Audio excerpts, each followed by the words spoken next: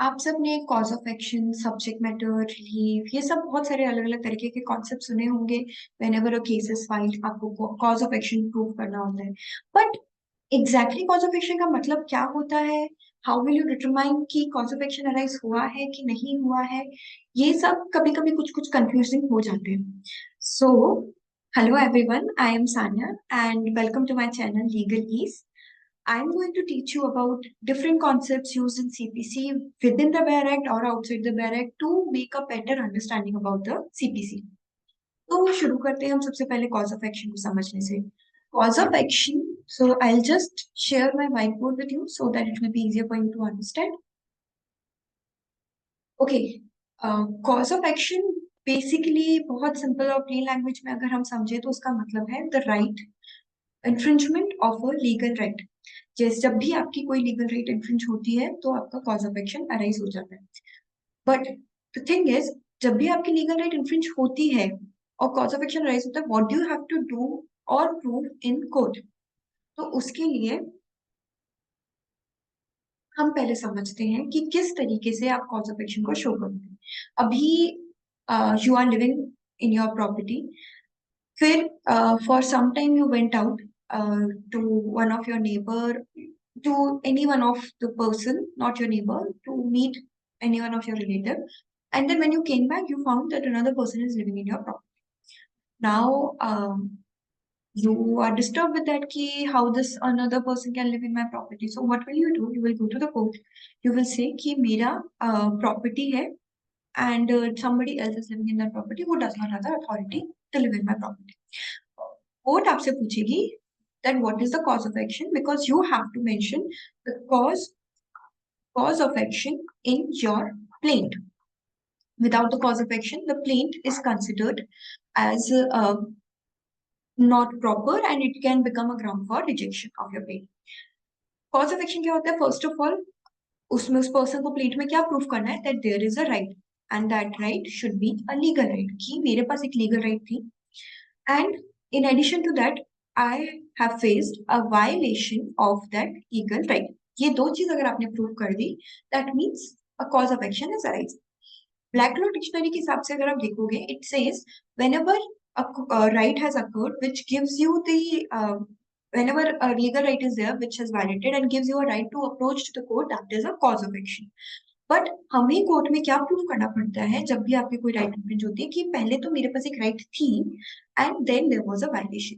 Similarly जो defendant होता है उसको क्या प्रूव करना होता है? इधर there was no legal right और even if there was a legal right the violation is not there. उसके लिए एक बहुत इजी से एग्जांपल से मैं समझाती हूँ. Let's suppose there is a property and that property is owned by some a person. Okay, so this is a property and this property's owner is A.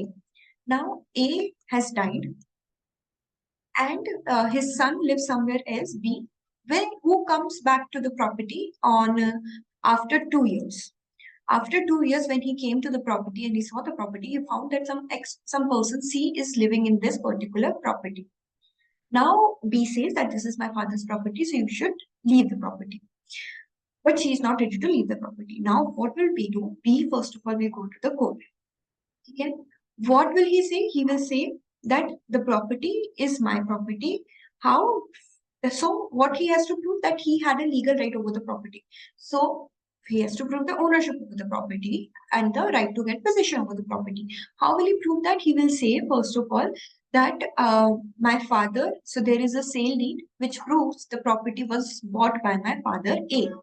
After that, he will show that he is a legal heir of A, and that is why he now is the owner of the property of A. That is what he has to prove. That will show the presence of a legal right. Now, for violation, he will show that since he is the owner of the property, the other person C who is living in that property has no right, or basically there is no legal right of C living in that property, and therefore the C is violating his right to live peacefully in a property or to live in a property or to possess the property which he owns. So that is what he has to prove to show his cause of action in the court. What will C prove? C either will prove that there is no right to property which is a legal right to property in the name of B. तो या तो C क्या prove करेगा? C will say that he is the owner of the property. Maybe the father of B, that is A, sold the property to C during his lifetime, or the property was never in the name of A, whatever it his ground is, he has to prove that. Or if he is not proving that, he is not able to prove that, he has to prove that there is no violation. How will he prove that there is no violation? He will say that I am a legal tenant of the property. Legal tenant of the property means there is a lease deed in favor of me, which was signed by A to me for, let's suppose, 5 years. So I am living in that property, not illegally, but legal because I have a lease deed in my name. Since there is a legal right, there is no violation of the rights of B, and therefore there is no cause of action.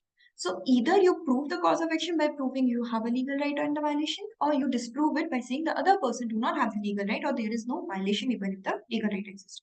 So that is how when everything is present and everything is proved, it is known to the court, or it is shown to the court that the legal right is there, violation is there, and therefore the cause of action is arisen, or the opposite way will prove it in other way around.